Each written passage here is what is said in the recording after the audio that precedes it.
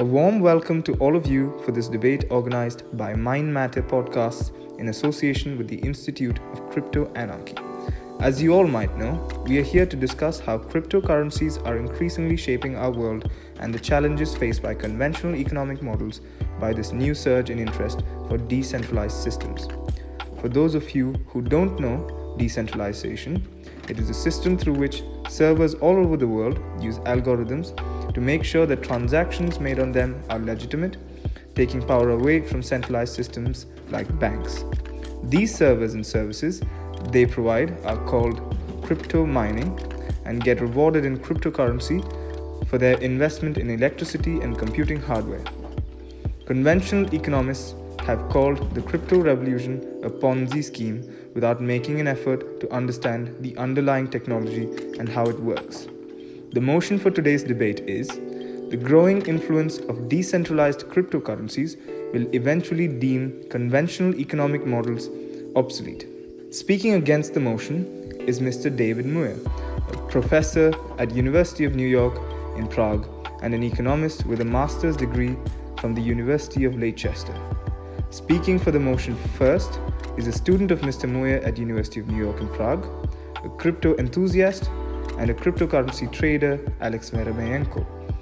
Following which, we will have the informed opinion of a bullion and crypto trader and enthusiast, Jonathan Laera, who is a psychology student at the University of New York in Prague. The format of today's debate will be as follows. Since we have an imbalanced debating panel because of a last-minute cancellation, Mr. Muir will get 8 minutes to talk about his argument against the motion, followed by which Alex and Jonathan will receive 4 minutes each. After their introductory arguments, the speakers will engage in rebuttals, for which Jonathan and Alex will have 3 minutes each and Mr. Muir will have a total of 5 minutes. A bell will ring a minute before the time is over and a second time when the time is up. Speakers are kindly requested to stick to their time schedules.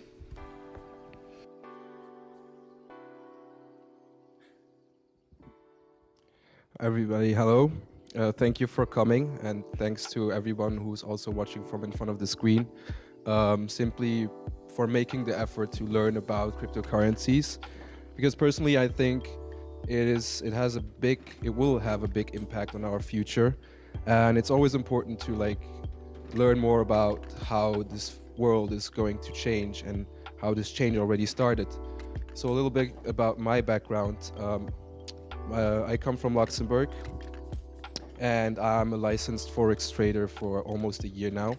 And actually, I came to know about Bitcoin when it wasn't really that mainstream in the news like nowadays.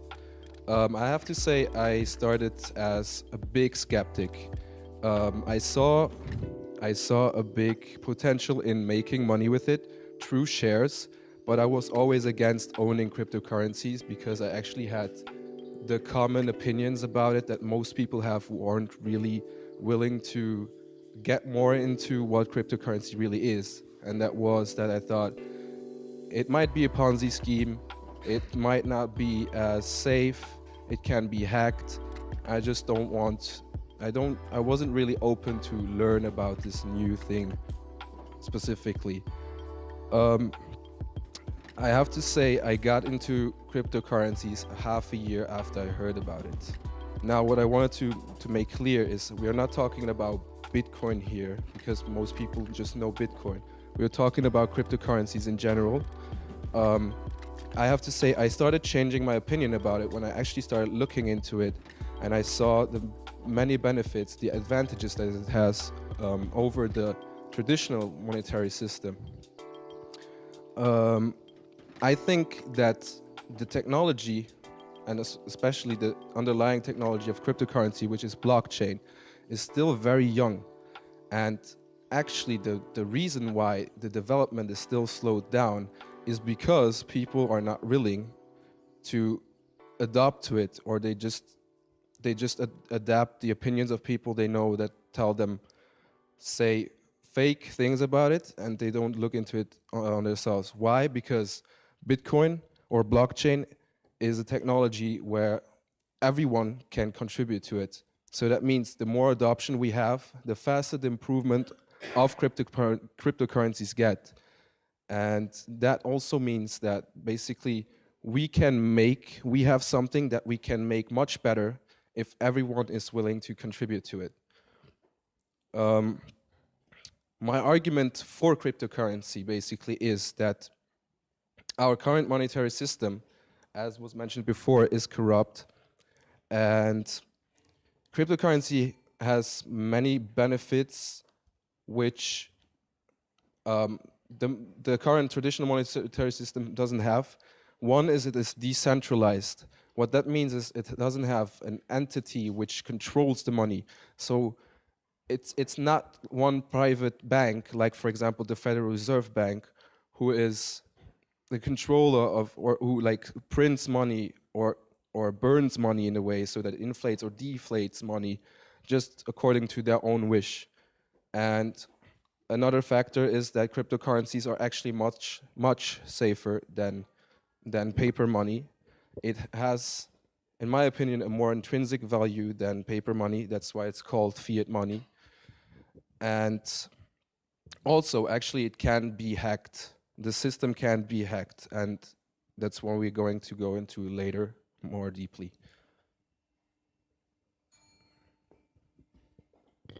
All right, it's Mr. Muir's turn now.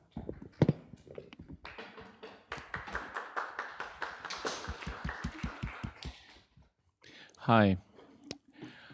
My name is David Muir. I'm a lecturer at the University of New York in Prague. I teach finance, accounting, all of those subjects. I also have a background in investment. I've worked for the Abu Dhabi Investment Authority. I worked there for 9 years, and I've also got a banking background, 12 years of banking. Now, there are a number of issues that have been raised here, and I must say, I find the motion to be rather strangely worded because it seems rather draconic. Let's begin at the beginning. First of all, let's separate cryptocurrencies from blockchain. Blockchain is a technology. It is a method by which it is possible for everybody who is in the chain to actively maintain a ledger of the transactions that take place or the information that takes place, because blockchain can be used for more than just cryptocurrencies. So that's the first thing. Blockchain is, to me, quite a valid methodology. Also a methodology of controlling real currencies. But the problem I have with cryptocurrencies as a separate issue is that they basically are based on what people are willing to pay for them. It's sort of like the tulip bulb mania, which took place in Holland in the 1600s, or the South Sea Bubble, or anything else. It's based on what people are willing to pay for it. That's what you'll get for a Bitcoin or an Eon or whatever the other cryptocurrency is that you've got. There is basically no other intrinsic underlying value, just what people are willing to pay for it. That's the first thing. Second thing is, you're talking about conventional economic systems going obsolete. Conventional economic systems are already obsolete, and that has been done without the assistance of cryptocurrencies. We have a great many problems with the economic systems right now because they are based upon the idea of sovereign nationality. This is the ultimate expression of economic and social independence that we have within our political framework. Unfortunately, globalization has taken over everything, and it is now possible for people to do things from one location that has impact on another location. An example of the problems that can be created by cryptocurrencies, for example, is that, we see drug dealers using Bitcoin to pay for drugs in order to avoid detection. It's an easy means of money laundering, right? That is something that helped to boost the value of Bitcoin, the fact that it was used for money laundering. This created a great deal of popularity amongst drug dealers. The second problem is one of taxation. Now, while cryptocurrencies were a relatively minor phenomenon on the economic scene, there was no real problem. There was no real problem. But today, the problem has been created by the fact that Bitcoin shot up last year to approximately $20,000 per Bitcoin, and very shortly thereafter it collapsed to somewhere around 6,000–7,000. Because Bitcoin went up to 20,000 during, or around 20,000, during the previous year, what happened is that a lot of people who cashed in on it and made money on it wound up having to pay a lot of tax, but the taxation system isn't used to this kind of thing yet, so they get away with it. But the thing is that when tax officials begin to catch on to the problems that have been created by cryptocurrencies and things like that, believe me, it'll be a lot less popular. So those are some of the points that I make about cryptocurrencies. I'm particularly concerned when I see a parabolic increase in the value of something. This, to me, and I've got, 29 years of experience in investment. Whenever I see a parabolic increase in anything, whether it's the stock market, or it's a stock itself, or it is even a commodity, it is guaranteed that that is going to go down. That sucker's going to fall. There's no question about it. Those of you who've taken a finance course with me will remember that we talked about a company called Briex. Briex was a company that claimed to have a lot of gold, right? They found some gold in Indonesia, and they began saying that they could mine this gold, but actually it turned out to be a scam. This was a Canadian company, by the way, so I'm talking from the parish here.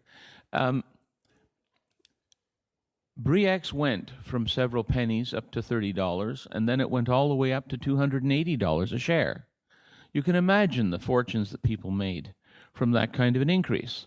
But it turned out to be a scam because there was nothing underneath it. If there's nothing underneath whatever you invest in, it probably doesn't have value. I always tell people, if something seems too good to be true, it probably is. That's the rule of investing. And, you know, I helped manage a portfolio of $50 billion. This was what we used as our basic credo. If you see something increasing too quickly in value, you can be sure that there's something underlying that, you know, it is too good to be true. And this is what has turned out to be the case with Bitcoin, hasn't it? It went up to 20,000, now it's back down to 6,000. And I believe that once people begin to be taxed for their holdings and their gains in Bitcoin, it will be even less popular. And when regulators finally catch up and begin to regulate the use of Bitcoin, they'll be able to regulate the Bitcoin exchanges at least, you're going to see even less popularity. This will further decrease the value. So investing in Bitcoin, invest in Bitcoin if you want, but beware. You know, this is a situation of buyer beware. You are just buying what other people are willing to pay for it. Thank you.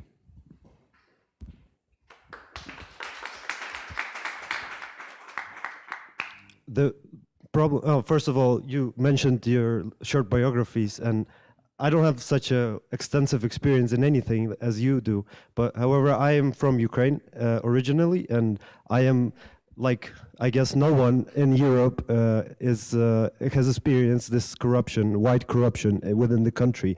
And the problem with your statement is that we are not here about investing into Bitcoin. We're not using it as a vehicle for raising money. We're using it as just a general statement about just the world affairs of how currency works nowadays and how the systemic, like this taxation is so much ineffective. Just look at the hospitals here. They have holes in the walls. It's terrible. The tax money doesn't get to the municipalities. They end up having 600 euros annual budget when a street sign costs as much.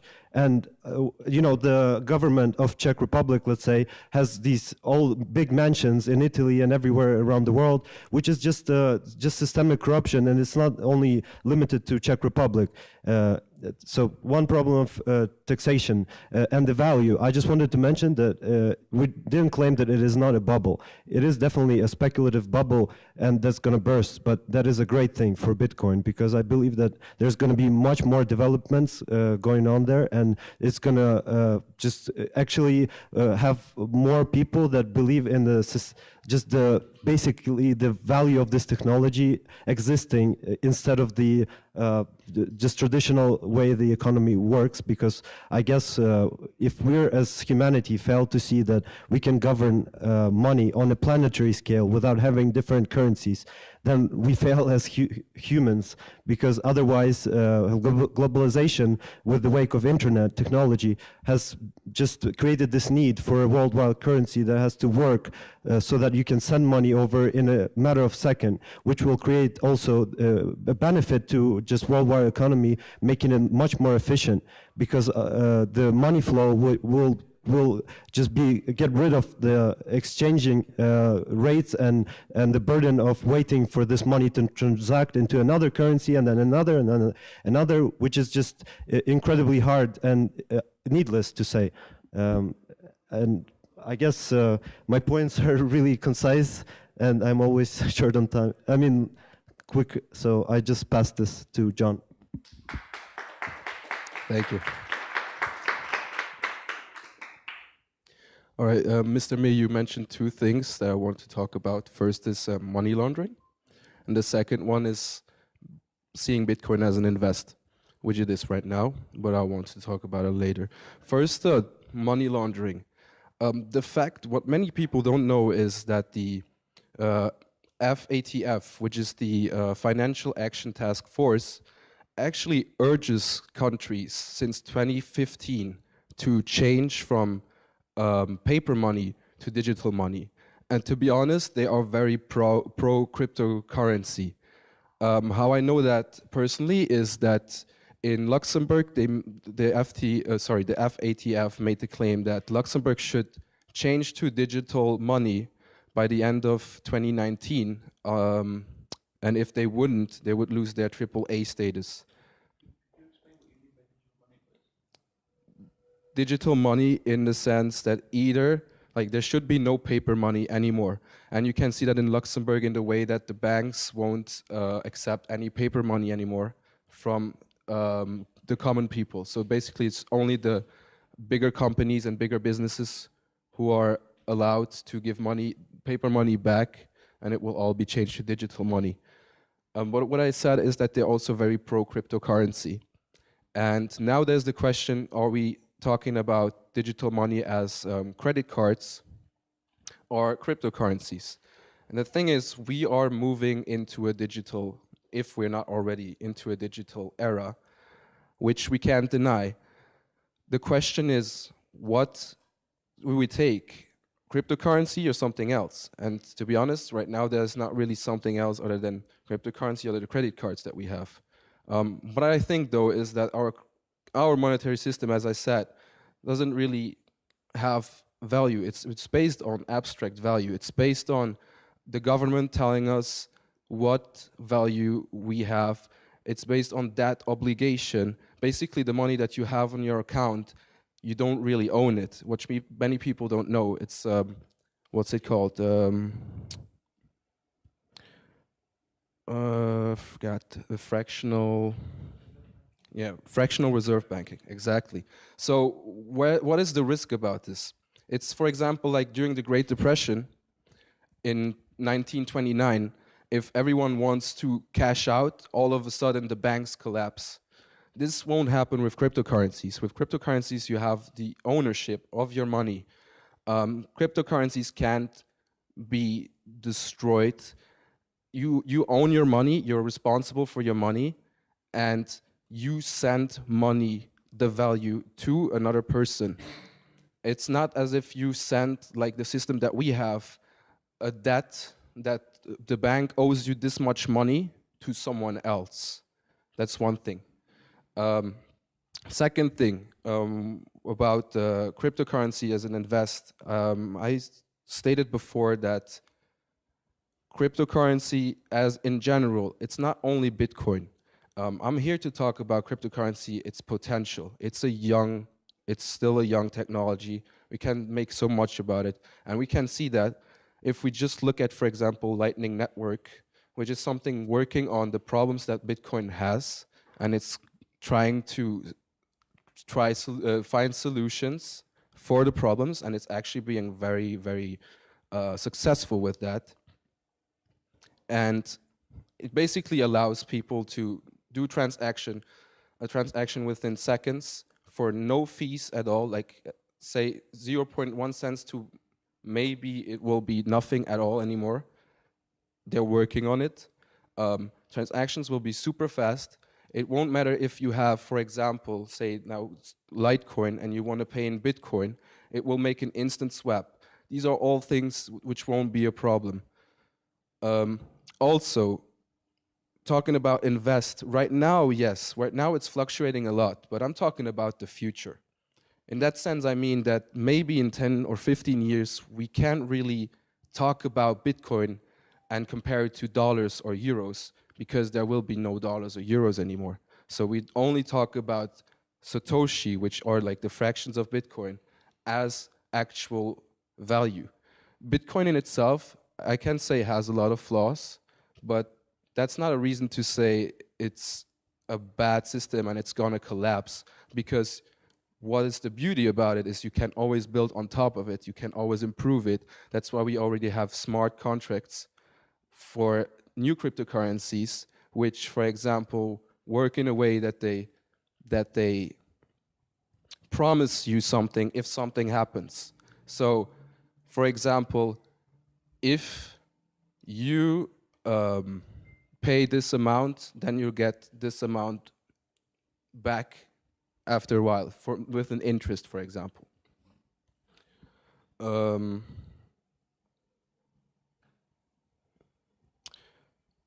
Also, I want to mention a recent transaction, for example, just to give an example. 2 or 3 days ago, there was a transaction of $99 million in Litecoin.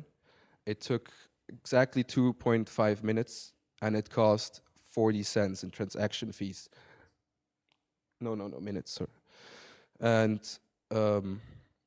that's, for example, from my own experience, I know that's not possible with the credit cards or debit cards that we have nowadays. Thank you.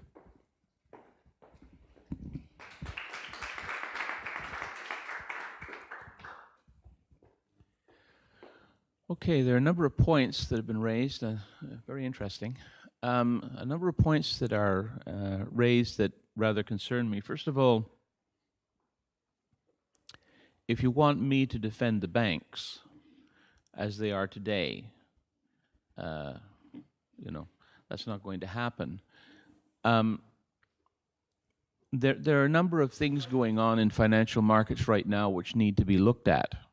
And these eventually will encroach upon cryptocurrencies, one of which is derivatives. Derivatives can push up and down the value of any commodity, and cryptocurrencies will gradually be commoditized.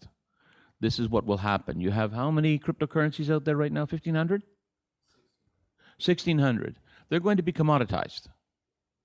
You're going to see some of them disappear into other cryptocurrencies, fine. But once that happens, you're open to manipulation on derivatives markets, like any other commodity. That's the first thing. Second thing, the notion of taxation.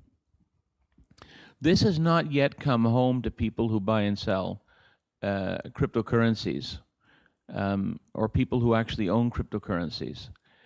There's no other currency in the world that I know that you hold on to where you have to pay tax just for having the currency.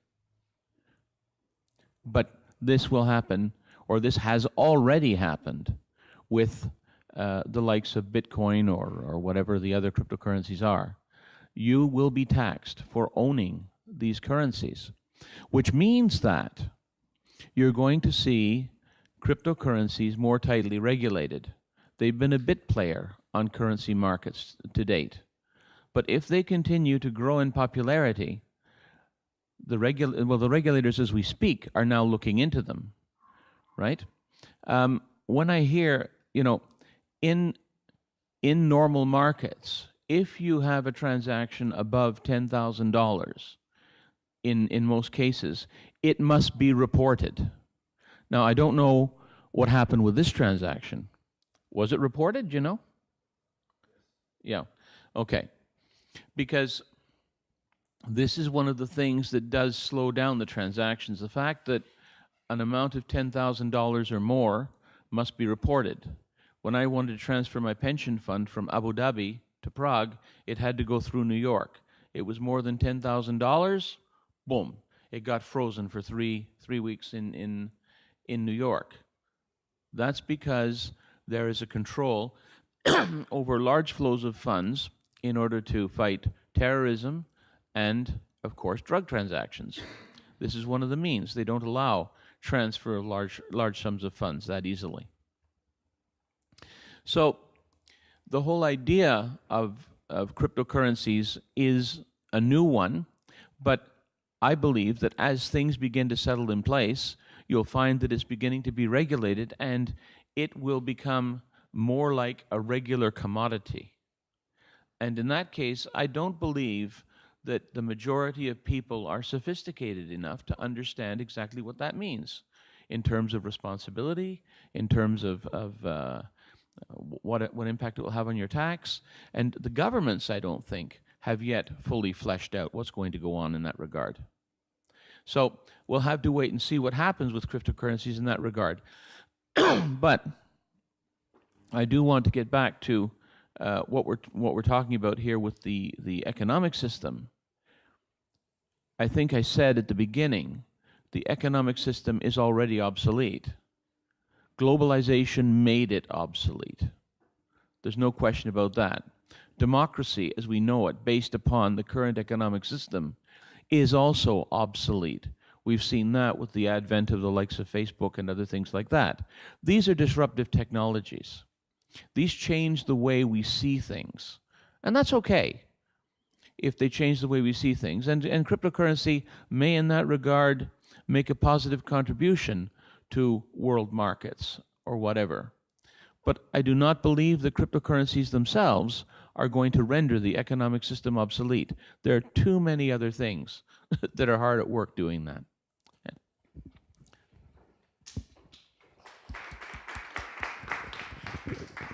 Now we'll have a round of questions between the speakers, after which we'll open questions for the audience. Yes, sure. First of all, you have a little misunderstanding of Bitcoin being anonymous, and it is not. Like, it is one of the most unanonymous cryptocurrencies out there on the market, because every transaction or everything is recorded on the blockchain, which can be later tied to your identity. But firms have already done this. Also, about being commoditized, you're talking about national level and not the world level, which may be anyway changed, and the current systems are inefficient, and you're talking about regulators being the older generation, and so we cannot even comprehend what kind of new generation is going to sort of govern the entire world, how they're going to change the economy and how it works. Since, let's say, you haven't, when you were born, you didn't know what internet is all about, right? And then you gradually came to learning it. However, your, let's say, children or the next generation, whoever came, they already had the internet, so they had this option, and they felt that it's a natural way of being, just of existing in the world. It's just a natural element of life. And therefore Bitcoin and just cryptocurrencies, the same goes for next generations. They're going to be born, and they're going to be already automatically, they will have inherently the alternative way of using money and alternative ways of governance and economy, and they're going to build our world, right? So, and they're going to govern it, and therefore we have to yet see what happens. Do I get to rebut? Okay. I'm told often enough that I'm an old man and that I don't understand these things, so that happens all the time. All right. The problem I see, first of all, you said that everybody on the blockchain is known because they go through, as I understand it, they go through an exchange, right? No. Exchanges are obsolete. They're useless. They're against the entire point. But what I meant is that they go on the blockchain, like they're recorded. So their address of their Okay, look, the transactions are recorded on the blockchain, yes, but it's not true to say that your identity is necessarily known. Because if you're buying in Namibia, they don't know who you are. If you're transferring funds from Colombia to Switzerland, they probably won't know who you are. If they're incentivized enough, they will. No, I don't think so. Because it has to be a governmental authority that actually does go and try and discover the identity of the person, like a police force or something like that. And that police force, per force, is necessarily attached to a particular nation. So, in other words, in the United States, you have to buy Bitcoin through an exchange. That's the law now. They've made that legal, right? In other words, and your identity must be known in order to do that in the United States. But if you do it in Namibia, not so. Not so. So, it all depends, right? Yeah. Okay, I have to say something to that. Basically, it's getting implemented by almost all exchanges now, that they have an anti-money laundering system first. Yeah, all teams in the developed world. Sorry? All exchanges in the developed world. They're working on Right. it, and they're more and more. Yeah, okay, but in the developed world. Yeah. This is extremely important because we're talking about South America, we're talking about Africa, we're talking about all kinds of other nations where a lot of these questionable transactions are being processed from. That's the problem. Yeah. The problem with paper money is that it cannot be. It is not physically, like electronically recorded. So you still leave a trace. However, anonymized, encrypted it may be. It still may be decrypted by if we have a trained enough person to do it, he will be able to decrypt it, and that's what it means. So with paper money, there's much more money laundering going on, especially with the US dollar. I agree, but you have to be able to transfer large sums of paper money across borders. And, we catch people who do that all the time, so. It's actually still harder to do that with large amounts in cryptocurrency, because you can, for example, buy cryptocurrencies over an ATM as long as it's under 2,000 euros, I think. Or actually, they. But you just said a transaction for $99 million was passed. If you buy cryptocurrencies first, how do you money launder? Like, how do you money laundering? First, you have to buy into cryptocurrencies. It used to be. it used to be that you could actually buy a large amount without knowing who bought this. Yeah. But nowadays, it's impossible to buy large amounts of cryptocurrencies without KYC, which means knowing your customer. So you have to register in the developed world. No, everywhere. That's the fact. It's that wherever you are. Okay, and who is the central authority that controls this? There's no central authority. There are individual exchanges which are all qualified to have. How do you know they're all qualified if it's so decentralized? Because the exchanges themselves are still connected to the governments. The exchanges themselves are still connected to the government. The legal aspect about the exchanges. The cryptocurrency itself is decentralized, but you still have to know who buys it. So basically, what many people don't know, as Alex said, it's not that anonymous. It's really not, and I don't really have a problem against that personally. The fact that what is anonymous is if you have your personal wallet and you want to buy whatever it is that you don't want anyone to know, it takes the government a long time to find out what you bought. That's the anonymous part about it. I'm not 400% anonymity. Sorry. Anonymity. And yeah, anonymity. I want to add that, yeah, there is a problem with this. However, the developed world, right? But the Bitcoin is striving to achieve this point where it makes every country developed. Okay, you keep talking about the Bitcoin. Or Tell me it's cryptocurrency generally, Tell me, okay, the decentralized nature. Even more important, you have 1,600 different cryptocurrencies out there now, right? And you seem to be talking like there's some kind of centralized control over them. What do you mean by centralized Well, control? you say they are trying to do this and they are trying to do that. Who are they? Who is trying the protocol? I mean, like the developers who achieved this to make this open source protocol. You know, open source. It means No, I understand open yeah, source, but I still don't get what you're trying to tell me now. Because on one hand, you're saying that it's decentralized, there's no central control over it, and on the other hand, you're telling me they are trying to do something with it. I don't get it. You can't have both ways.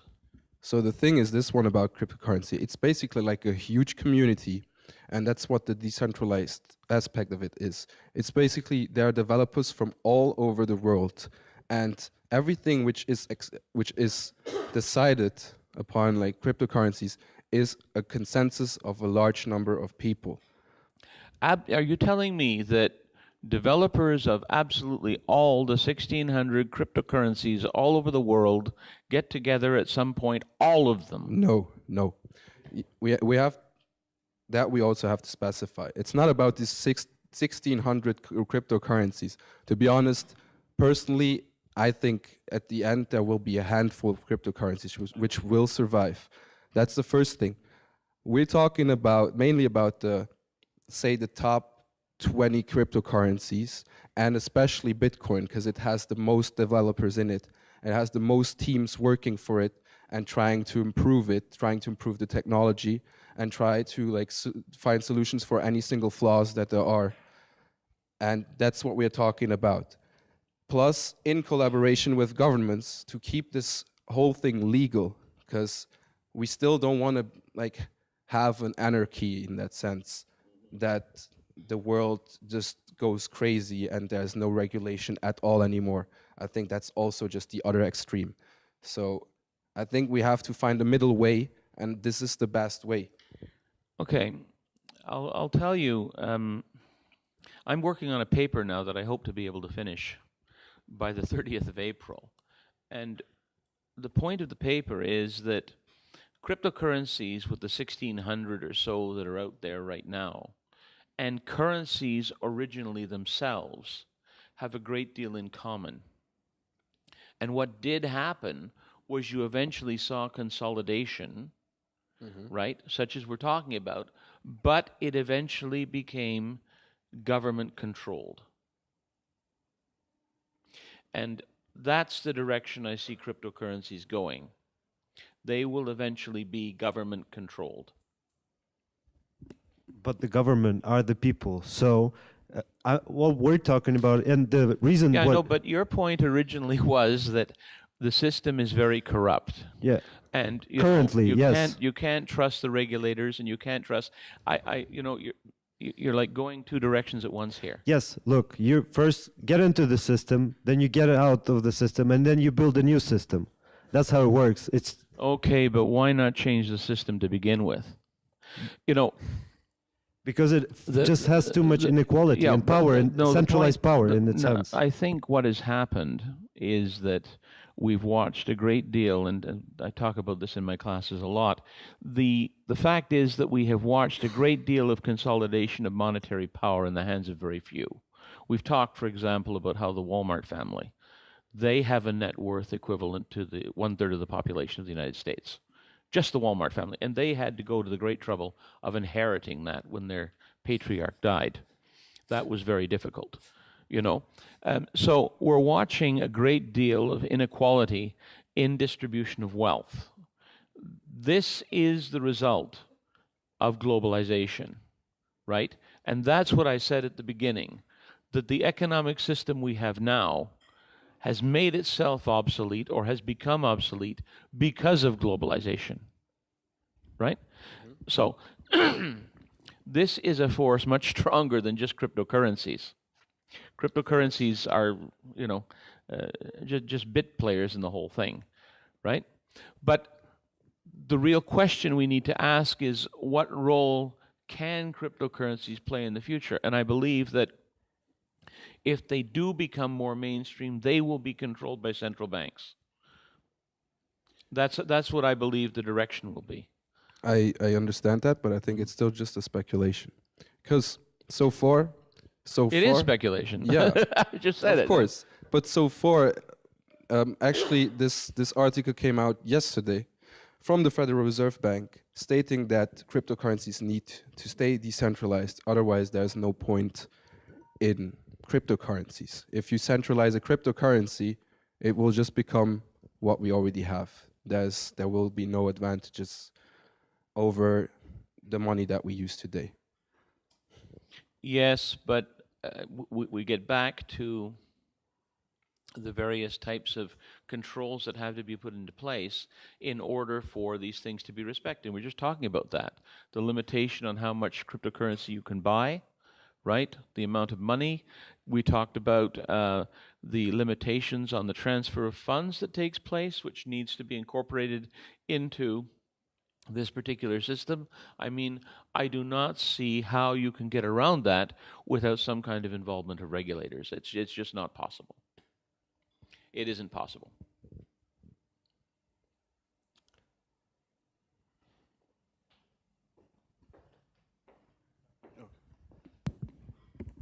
So now we'll be opening a round of questions to the audience. If anybody can just raise their hands. Yes, please. I think the first thing you mentioned was that drugs are sold for Bitcoin. And no, it was one of the first things. I said drug dealers use Bitcoin to pay. Yeah, okay, all right, okay, yeah. No, I don't mean that only drugs, but drug dealers, do the drug dealers use US dollar? Oh, yes, they use US dollars, but the thing is that they can be caught for money laundering. You can't catch people for money laundering through Bitcoin. That's the difference.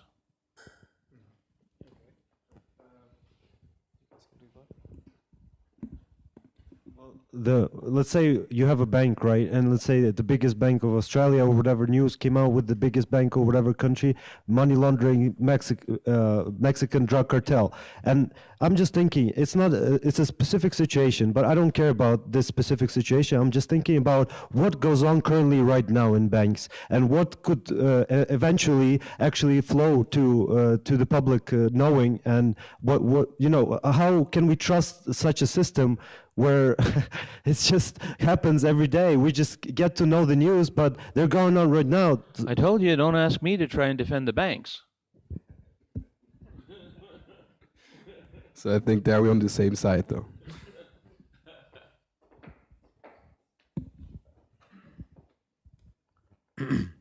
I have a question to the defenders of the motion. In the beginning, you presented the case of conventional economic system being corrupt, being inefficient, and said that cryptocurrency can solve these problems. So I have a question. How do you see cryptocurrency solving this problem?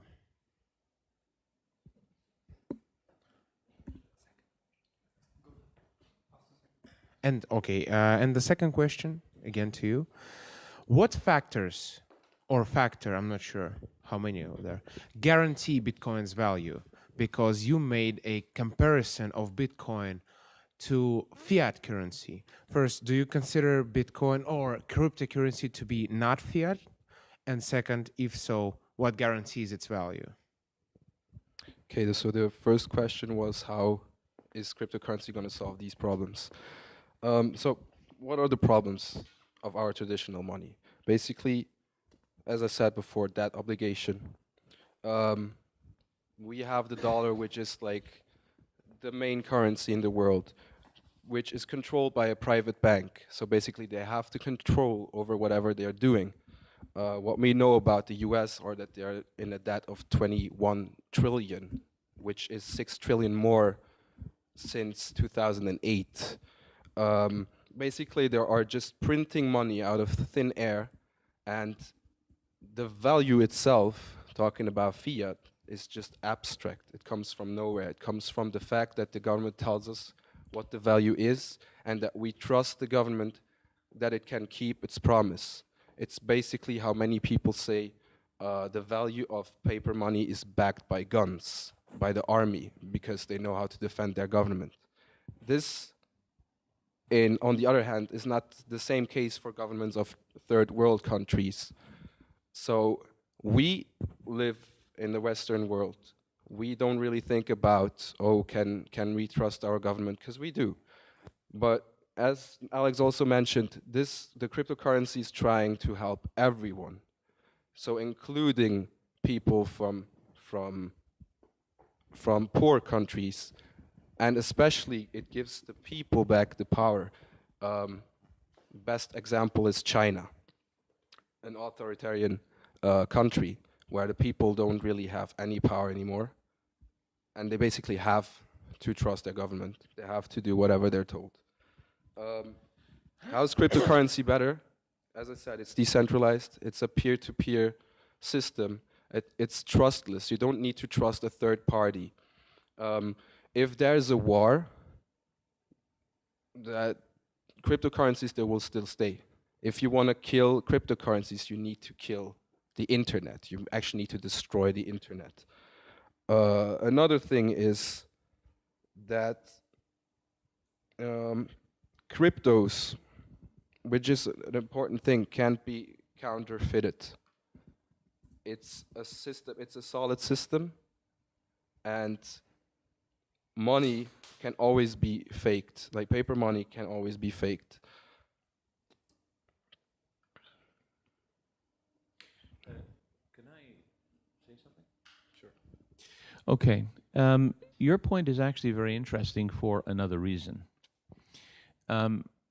During the credit crisis of 2008, the Government Accounting Office in the United States, which is part of the US government, estimated that approximately $22 trillion had disappeared from the US economy.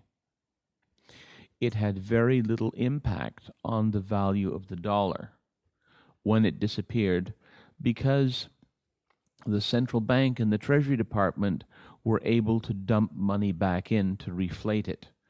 And this protected, actually, the people the people who were holding dollar bills, both outside and inside the United States. If, as many people had wanted, including people like the economic advisor for Reagan, the one that was, I don't remember his name now. Anyway, there were people who wanted to actually allow all the banks to collapse.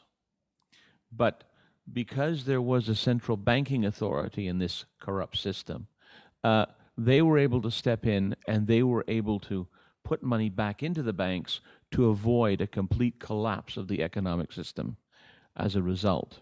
So there actually is an advantage to having a centralized money system.